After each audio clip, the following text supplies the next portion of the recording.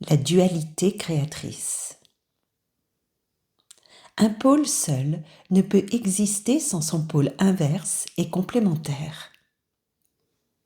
Il s'isole, privé de la possibilité de se confronter à l'autre, d'évoluer, de créer.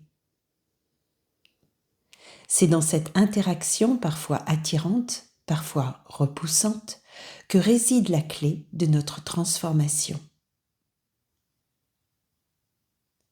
L'autre pôle, loin d'être un obstacle, est une invitation à l'harmonie, à l'amour véritable. Se rencontrer peut débuter comme un simple divertissement, une curiosité. Mais une fois le contact établi, les jeux de frottement s'enclenchent, révélant nos différences.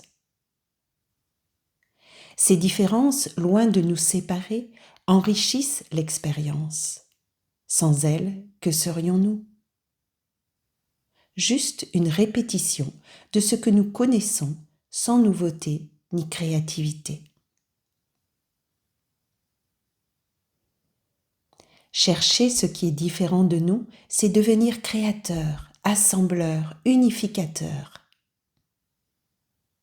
C'est s'ouvrir pour inclure l'autre, percevoir au-delà de sa différence apparente l'âme aimante qui l'habite. La recherche devient ainsi un premier pas vers la créativité, un pas de côté pour ne pas rester figé dans notre propre représentation, pour nous assouplir et nous fondre dans l'autre. Ce pas de côté nous mène à la rencontre de notre frère, de notre sœur, à les aborder comme tels. C'est ce qui permet à la dualité d'être créatrice, porteuse d'élévation.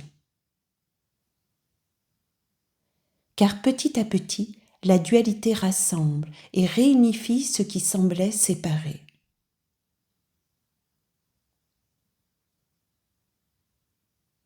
La dualité est présente partout sur Terre. Sans elle, pas d'avancée vers l'unité, son pôle opposé.